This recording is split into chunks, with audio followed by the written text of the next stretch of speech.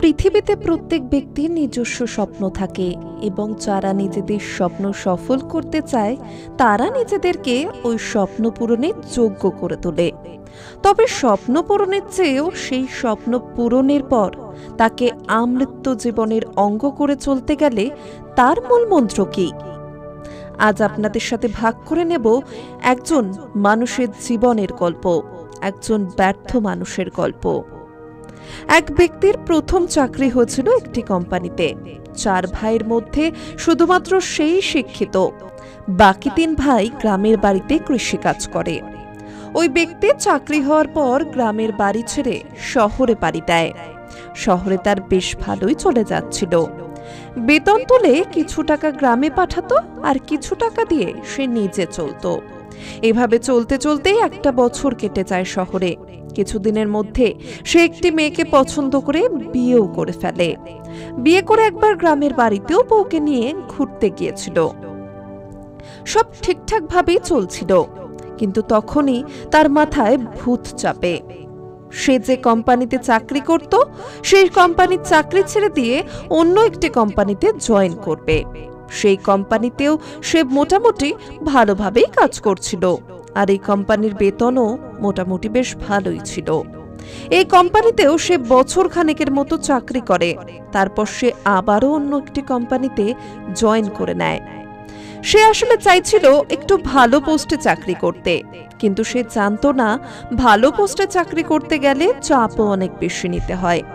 সে যোগ্য থাকায় যে কোম্পানিতে সে চেষ্টা করছিল চাকরিও হয়ে যাচ্ছিল, আর তার পজিশনও মোটামুটি ভালোই ছিল। কিন্তু দিন দিন তার কাজের চাপ অনেকটাই বেশি হয়ে যাচ্ছে। কাজের চাপ বৃদ্ধি হওয়ার ফলে সে ভাবতে থাকে অন্য কোম্পানিতে হয়তো গেলে কাজের চাপ অনেকটাই কমে যাবে। এই চিন্তাধারা থেকেই সে পরপর অনেকগুলো কোম্পানি চেঞ্জ করে। তারপর বছর খানেক পর আবার সে ভালো একটি কোম্পানিতে চাকরি পেয়ে যায়। তার পজিশন অনেক ভালো ছিল, সাথে সাথে মাস শেষে অনেক ভালো একটা মাইনেও সে পেত। তারপরও সে আরো ভালো পজিশনে চাকরি করার জন্য অন্যান্য কোম্পানিগুলোতে ঢোকার চেষ্টা করছিল। কোনো মতেই সে ধৈর্য ধরে একটা কোম্পানিতে দীর্ঘদিন চাকরি করেনি। তারপর বেশ কিছু বছর পর অনেকগুলো কোম্পানি পরিবর্তন করার পর সে এমন একটি কোম্পানিতে চাকরি পায় যে কোম্পানিতে সে ভালো মতো মাস শেষে মাইনেও হাতে নিতে পারে না। ফলে ধীরে ধীরে তার আর্থিক অবস্থা অনেকটাই খারাপের দিকে চলে যায়। এভাবেই চলতে চলতে তার ঋণের পরিমাণও অনেক বৃদ্ধি পেয়ে যায়।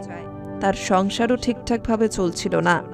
এদিকে তার বয়সও অনেক বেড়ে যাওয়ার ফলে অনেক ভালো কোম্পানিতেই সে আর চাকরি নিতে পারছিল না। তাই তাকে সেই ছোট কোম্পানিগুলোতেই চাকরি করে দিন কাটাতে হচ্ছিল। প্রথমের দিকে যদি সে সেই কোম্পানিকে আঁকড়ে ধরে থাকতো তাহলে আজকে আর তাকে এই দুর্দিন দেখতে হতো না।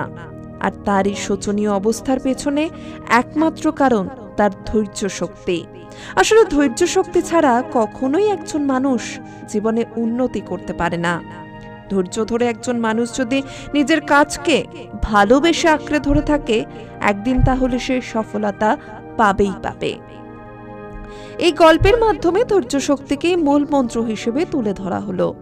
ধৈর্য শক্তি ছাড়া একজন মানুষ জীবনে সফলতা অর্জন করতে পারবে না। তাই আমাদের উচিত আমরা যে যাই করি সেই কাজকে আমরা যেন ধৈর্যের সাথে আঁকড়ে ধরে থাকি। ধৈর্য শক্তি সফলতার মূল চাবিকাঠি।